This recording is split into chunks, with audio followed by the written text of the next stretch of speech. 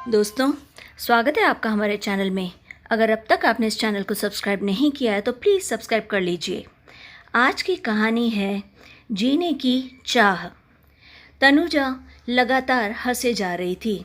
उसकी सांवली रंगत वाले चेहरे पर बड़ी बड़ी भावप्रवण आंखें आज भी उतनी ही खूबसूरत और कुछ कहने को आतुर नज़र आ रही थी, जैसे वे कुछ कहना चाह रही हो। अंतर सिर्फ इतना था कि आज वे आंखें शर्मो हया से दूर बिंदास हो चुकी थी। मैं उसकी जीने की चाह देखकर एकदम से दंग रह गई थी। अगर मैं उसके बारे में सब कुछ जानती न होती तो ज़रूर दूसरों की तरह यही समझती रहती कि कुदरत उस पर पूरी तरह से मेहरबान है, मगर इत्तेफाकन मैं उसके बारे में सब कुछ पूरी तरह से जानती थी। इसलिए मुझे मालूम था कि तनुजा की यह खुशी, यह जिंदा दिली उसे कुदरतन नहीं मिली है, बल्कि यह उसके अदम्य साहस और हौसले की ही देन है। हाल ही में मेरे शहर में उसकी पोस्टिंग शासकीय कन्या महाविद्यालय में प्रिंसिपल के पद पर हुई थी। आज इतने सारे वर्षों के बाद हम दोनों सहेलियां मेरे घर पर मिल रही थी। हाँ, इस लंबी अवधि के दौरान हम में काफ़ी कुछ बदलाव आ चुका था। 40 के ऊपर की हम उम्र हम दोनों सखियों में तन्नू मानसिक तौर पर और मैं शारीरिक तौर पर काफ़ी कुछ बदल चुकी थी। मुझे याद है स्कूल कॉलेज में यही तन्नू एक दब्बू और डरी सहमी लड़की के तौर पर जानी जाती थी, जो सड़क पर चलते समय अक्सर केवल यही सोचती थी कि राह चलता हुआ हर एक शख्स उसे घूर रहा है। इतनी इनसिक्योरिटी होती थी उसमें। आज उसी तन्नू में मैं गज़ब का बदलाव देख रही थी। इस बेबाक और मुखर तन्नू से मैं जैसे पहली बार मिल रही थी। मेरे बच्चे उससे बहुत ही जल्दी घुल मिल गए। हम सभी ने मिलकर ढेर सारी मस्ती की और फिर मिलने का वादा लेकर अन्नू मेरे घर से जा चुकी थी। लेकिन मेरा मन अतीत के उन पन्नों को खंगालने लगा था जिनमें साझा रूप से हमारी तमाम यादें विद्यमान थी, अभी भी मौजूद थी। अपने बंगाली माता पिता की इकलौती संतान तन्नू बचपन से ही मेरी बहुत ही पक्की सहेली थी। हमारे घर एक ही मोहल्ले में कुछ ही दूरी पर थे। हम पास पास ही रहते थे। हम दोनों के स्वभाव में ज़मीन आसमान का फ़र्क था। फिर भी न जाने किस मजबूत धागे ने हम दोनों को एक दूसरे से इस कदर बांध रखा था कि हम सांस भी एक दूसरे से लगभग पूछ कर ही लिया करती थी। सीधी सादी तन्नू पढ़ने में बहुत ही ज़्यादा होशियार थी, जबकि मैं शुरू से ही पढ़ाई में औसत थी। इस कारण अन्नू पढ़ाई में मेरी बहुत ज़्यादा मदद करती थी। अब हम कॉलेज के आखिरी साल में थी। इस बार कॉलेज के वार्षिकोत्सव में शकुंतला की लघु नाटिका में तन्नू को शकुंतला का मुख्य किरदार निभाना था। शकुंतला का परिधान व गहने पहने तन्नू किसी भी अप्सरा से कम नहीं लग रही थी। वह बेहद प्यारी लग रही थी। उसने बड़ी ही संजीदगी से अपने किरदार को निभाकर जैसे जीवंत कर दिया था। देर रात को प्रोग्राम ख़त्म होने के बाद मैंने ज़िद करके अन्नू को अपने पास अपने घर ही रोक लिया था और आंटी को फ़ोन करके उन्हें तन्नू के अपने ही घर पर रुकने की सारी जानकारी दे दी थी, ताकि वह किसी प्रकार का टेंशन ना लें। उसके बाद हम दोनों ही अपनी वार्षिक परीक्षा की तैयारी में पूरी तरह से व्यस्त हो गई थी। जिस दिन हमारा आखिरी पेपर था उस दिन तन्नू बहुत ही ज़्यादा खुश थी। अब आगे क्या करने का इरादा है मैडम, कुछ सोचा है आपने? मेरे इस सवाल पर उसने मुझे उम्मीद के मुताबिक जवाब न देकर पूरी हैरत में डाल दिया था। जैसे मैं वाकई आश्चर्य से भर उठी जब उसने मुझसे मुस्कुराकर अपने शादी के फ़ैसले के बारे में बताया। मैंने उससे पूछने की बहुत बहुत कोशिश की कि आखिर ये माजरा क्या है। वह तो पढ़ाई में बहुत होशियार है, फिर अचानक शादी कैसे? क्या उसने किसी को अपना जीवन साथी चुन लिया है? पर उस वक्त मुझे कुछ भी ना बताकर उसने मुझे खामोश कर दिया। उसने मेरे प्रश्न को हंसकर टाल दिया, यह कहते हुए कि वक्त आने पर सबसे पहले मैं तुझे ही बताऊंगी। मेरे मन में था कि ज़रूर उसका कोई प्रेम प्रसंग चल रहा है। मैं माँ के साथ नाना के घर छुट्टियाँ बिताने में व्यस्त थी। वहाँ मेरे रिश्ते की बात भी चल रही थी। माँ को एक लड़का मेरे लिए बहुत पसंद आया था। वे चाहती थी कि बड़े भैया की शादी से पहले मेरी शादी हो जाए। इसी बीच एक दिन पापा के आईफोन ने हमें बुरी तरह चौंका दिया। तन्नू के पापा को दिल का दौरा पड़ा था। वे हॉस्पिटल में एडमिट थे। उनके बचने की संभावना ना के बराबर थी। इसलिए हमने तुरंत वापस लौटने का फैसला किया ताकि हमसे जो बन पड़े हम उनकी यथा मदद कर सकें। लेकिन हमारे आने तक अंकल अपनी अंतिम सांस ले चुके थे। वे अब इस दुनिया में नहीं रहे। आंटी का रो रो कर बुरा हाल था। तन्नू के मुंह पर तो जैसे ताला लग चुका था। वह बिल्कुल चुप थी। उसके बाद खामोश उदासी तन्नू हमेशा अपने कमरे में ही बंद रहने लगी थी। अंकल की 13वीं के दिन सभी मेहमानों के जाने के बाद आंटी अचानक गुस्से में बुरी तरह उबल पड़ी। मुझे पहले तो कुछ भी समझ ही न आया, और जो समझ में आया वह मेरे होश उड़ाने के लिए काफ़ी था। तन्नू प्रेग्नेंट है। यह जानकारी मेरे लिए किसी सदमे से कम ना थी। अगर इस बात पर मैं इतनी चौंक पड़ी थी तो अपनी बेटी को अपना सबसे बड़ा गर्व मानने वाले अंकल पर यह जानकर भला क्या बीती होगी। मैं महसूस कर सकती थी। शायद इसलिए उन्हें दिल का दौरा पड़ा था। आंटी भी अंकल की बेवक्त हुई इस मौत के लिए उसे ही दोषी मान रही थी। मैंने तन्नू से उस शख्स के बारे में जानने की बहुत ज़्यादा कोशिश की, पर उसका मुंह ना खुलवा सकी। उसने मुझे और ना ही अपनी मम्मी को इस बारे में कोई भी जानकारी देना मुनासिब समझा। वह चुप रही। मुझे उस पर बहुत क्रोध आ रहा था। गुस्से में मैंने उसे बहुत बुरा भला भी कहा, लेकिन सिर झुकाए वह मेरे सभी आरोपों को चुपचाप स्वीकारती रही। तब हार कर मैंने उसे उसके हाल पर छोड़ दिया।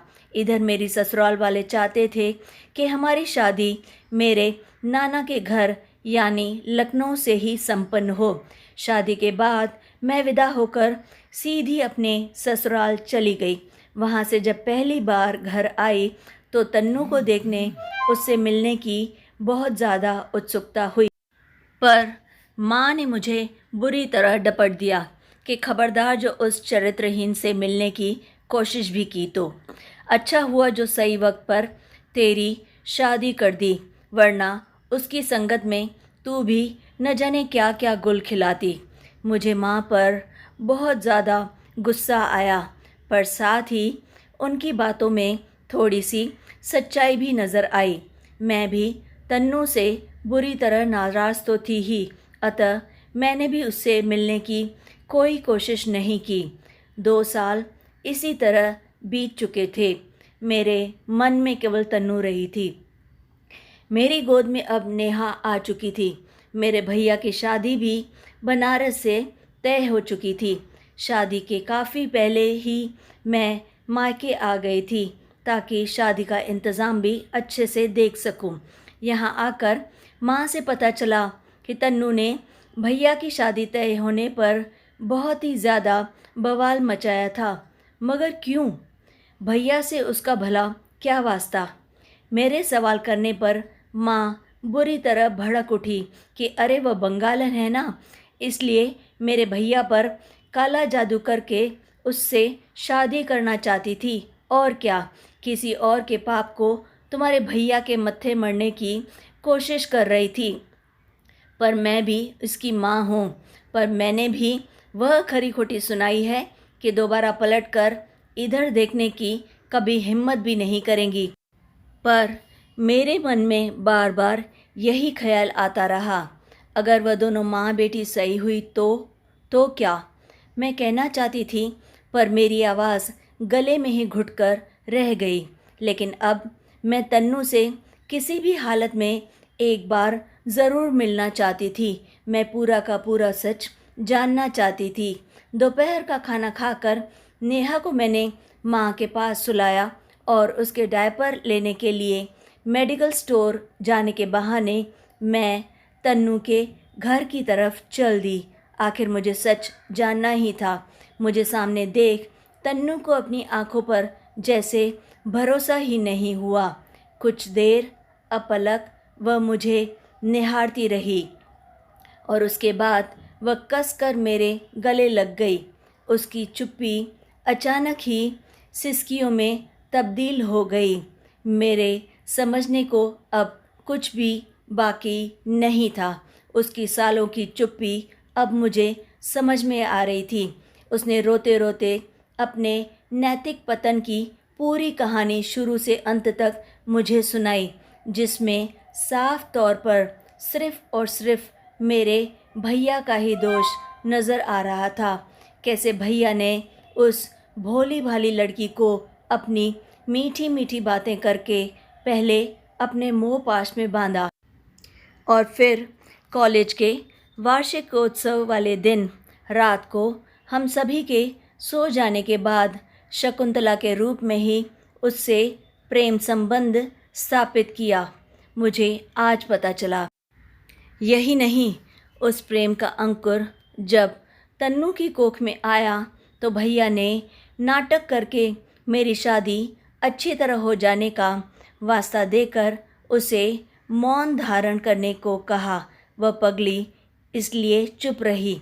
वह इस डर से कि उनके प्रेम संबंध के कारण कहीं मेरी शादी में कोई व्यवधान न आ जाए, कोई विघ्न न आ जाए, और इसलिए उसने चुप्पी साध ली। इसलिए मेरे इतना पूछने पर भी उसने तब मुंह नहीं खोला था और इसका खामियाजाना अकेले ही भुगतती रही। लोगों के व्यंग और अपमान सहती रही। अपने घर में अपनी माँ की खरी खोटी सुनती रही और तो और इस कारण उसे अपने जीवन की बहुमूल्य धरोहर अपने पिता को भी हमेशा हमेशा के लिए खोना पड़ा। आज तन्नू के भीतर का दर्द जानकर चिल्ला चिल्ला कर रोने को जी चाह रहा था। शायद वह इससे भी अधिक तकलीफ़ में होगी।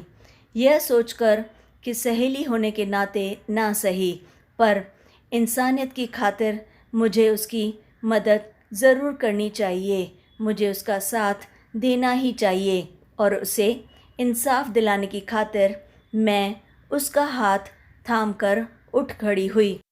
पर वह उसी तरह एक ठंडी बर्फ़ की सिल्ली के जैसे वहीं पर बैठी रही। आखिर क्यों? मेरी आंखों में मौन प्रश्न पढ़कर उसने मुझे खींचकर अपने पास ही वहीं ज़मीन पर बैठा लिया। फिर प्यार से बोली, रीमा, इंसान शादी क्यों करना चाहता है? जानती हो ना, प्यार पाने के लिए, है ना? लेकिन अगर तुम्हारे भैया को मुझसे वास्तविक प्यार होता तो क्या यह नौबत आती? तो यह नौबत बिल्कुल नहीं आती। अब अगर तुम मेरी शादी उनसे करवा कर मुझे अगर इंसाफ दिला भी दोगी तब भी क्या? तो भी मैं उनका सच्चा प्यार तो नहीं पा सकती हूँ। और फिर जिस रिश्ते में प्यार नहीं होता उसके भविष्य में टिकने की कोई संभावना नहीं होती। अब तक तो तुम भी ये सारी चीज़ें समझ चुकी हो, लेकिन यह हो तो गलत ही रहा है ना? मैंने उसे समझाते हुए कहा, तुझे मेरे भैया ने धोखा दिया है और इसकी सज़ा उन्हें मिलनी ही चाहिए। अकेले तुम ही तकलीफ़ क्यों सहो? लेकिन उन्हें सज़ा दिलाने के चक्कर में मुझे ज़िंदगी भर इस रिश्ते की कड़वाहट झेलनी पड़ेगी, जो अब मुझे बिल्कुल मंजूर नहीं है। प्लीज़ तू मेरे बारे में उनसे कोई बात नहीं करना। मैं बेचारगी का यह दंश अब और नहीं सहना चाहती। मुझे मेरे हाल पर छोड़ दो। उसकी आवाज़ हल्की सी तल्लख थी। मुझसे अब कुछ भी कहते न बना। शायद वो सब कुछ सच कह रही थी। मन पर भाई की गलती का भारी बोझ लिए मैं वहाँ से चुपचाप घर चली आई। घर पहुँची तो भैया घर पर आ चुके थे। मेरी आंखों में अपने लिए नाराज़गी के भाव शायद उन्हें समझ में आ गए थे, क्योंकि उनके मन में छिपा चोर अपनी सफाई मुझे देने को आतुर दिखा। रात के खाने के बाद टहलने के बहाने उन्होंने मुझे अकेले छत पर बुलाया। क्यों भैया, क्यों? तुमने मेरी सहेली की ज़िंदगी बर्बाद क्यों कर दी? वह बेचारी मेरी शादी के बाद अभी तक इस आशा में जीती रही कि तुम उसके अलावा किसी और लड़की से शादी नहीं करोगे। यह तुमने बिल्कुल गलत किया। तुम्हारे कहने पर उसने एबॉर्शन भी करवा लिया। क्या तुम्हें यह दिखा नहीं? फिर भी तुमने ये क्या कर दिया? एक मासूम को ऐसे क्यों छला भैया, वह भी मेरी सहेली को? मेरे शब्दों में आक्रोश था। उस वक्त जोश में मुझे इस बात का होश ही नहीं रहा कि समाज में हमारे इस संबंध को कभी मान्यता नहीं दी जाएगी, कभी मान्य नहीं किया जाएगा। मुझसे वाकई बहुत बड़ी गलती हो गई। भैया हाथ जोड़कर बोले, गलती? सिर्फ गलती कहकर तुम जिस बात को ख़त्म कर रहे हो, उसके लिए मेरी सहेली को कितनी बड़ी सज़ा भुगतनी पड़ी है, क्या इसका अंदाज़ा भी है तुम्हें? कितनी बड़ी गलती की है तुमने। नहीं भैया नहीं, तुम सिर्फ माफ़ी मांगकर इस पाप से मुक्ति नहीं पा सकते। यह तो प्रकृति ही तय करेगी कि तुम्हारे इस नीच कर्म की भविष्य में तुम्हें क्या सज़ा मिलेगी। भगवान तुम्हें कभी माफ़ नहीं करेगा। कहती हुई मैं पैर पटकती तेज़ी से नीचे की ओर चल दी। सच कहूँ तो उस वक्त उनके द्वारा की गई गलती से अधिक मुझे बेतुकी दलील पर क्रोध आया था। इतना कहकर वे अपने कर्म से बच नहीं सकते थे। फिर उनकी शादी भी एक मेहमान की तरह ही निभाई थी मैंने। अपनी शादी के कुछ ही महीनों बाद भैया भाभी माँ पापा से अलग होकर रहने लगे थे। ज़्यादा तो मुझे कुछ पता नहीं चला, पर मम्मी के कहे अनुसार भाभी बहुत ही तेज़ निकली थी। भैया को उन्होंने अलग घर लेने के लिए मजबूर कर दिया था। इससे भला वो भी क्या करते। मुझे तो वैसे भी भैया की ज़िंदगी में कोई रुचि नहीं थी। हाँ, जब कभी मायके जाना होता था तो माँ के मना करने के बावजूद मैं तन्नू से मिलने अवश्य जाती थी, क्योंकि सच्चाई केवल मैं और भैया ही जानते थे। मुझे याद है हमारी पिछली मुलाकात करीब 10-12 साल पहले हुई थी। जब मैं मायके गई हुई थी, तन्नू के घर जाने के नाम पर माँ ने मुझे सख्त ताकीद की थी कि वह लड़की अब पुरानी वाली तन्नू नहीं रह गई है। वह बंगालन बेहद चालाक है। जब से उसे सरकारी नौकरी मिली है तब से बड़ा घमंड हो गया है। किसी से सीधे मुंह बात भी नहीं करती। सुना है फिर किसी यार दोस्त के झंझट में फंस चुकी है। किसी से तो चक्कर चल रहा है उसका। मैं जानती थी कि माँ की सभी बातें निरर्थक हैं, अतः मैं उनकी बातों पर ध्यान देना मुनासिब नहीं समझा। पर तन्नू से मिलकर इस बार मुझे उसमें काफ़ी बदलाव नज़र आया। पहले की अपेक्षा उसमें अब काफ़ी आत्मविश्वास आ गया था। ज़िंदगी के प्रति उसका रवैया बहुत ही ज़्यादा सकारात्मक हो चला था और वह बेहद कॉन्फिडेंट हो चुकी थी। उसके चेहरे की चमक देखकर आसानी से उसकी खुशी का अंदाज़ा लग गया था मुझे, और मैं उसके लिए बेहद खुश थी। बीती सभी बातों को उसने जैसे अपने मन में और दिल में दफन कर दिया था। मुझसे बातों ही बातों में उसने अपने प्यार का जिक्र भी किया था। अच्छा, तो कब कर रही है शादी? मेरी खुशी का ठिकाना न था। शादी नहीं मेरी जान, बस उसका साथ मुझे खुशी देता है। बस इतना ही कहा उसने। तू कभी शादी नहीं करेगी? मतलब पूरी ज़िंदगी कुंवारी रहेगी? मेरी बात में गहरा अविश्वास था। क्यों? बिना शादी के जीना क्या कोई ज़िंदगी नहीं होती? शादी करना क्या ज़रूरी है? उसने कहना जारी रखा था। रीमा, तू बता, क्या तू अपनी शादी से पूरी तरह संतुष्ट है? मेरे प्रश्न का उत्तर देने के बजाय उसने मेरी और कई और ऐसे ही प्रश्न उछाल दिए। नहीं, लेकिन इसका मायने तो ये नहीं तो। बस इसी माने पर तो सारी दुनिया टिकी है। इंसान का अपने जीवन से संतुष्ट होना ही काफ़ी है। उसके अलावा और कुछ भी माने नहीं रखता, न कि विवाहित या अविवाहित होना। मैं अपनी ज़िंदगी के हर पल को जी रही हूँ और बहुत ज़्यादा खुश हूँ। मेरी संतुष्टि और खुशी ही मेरे सफल जीवन की परिचायक हैं। खुशियों के लिए शादी के नाम का ठप्पा लगाना अब मैं बिल्कुल भी ज़रूरी नहीं समझती हूँ।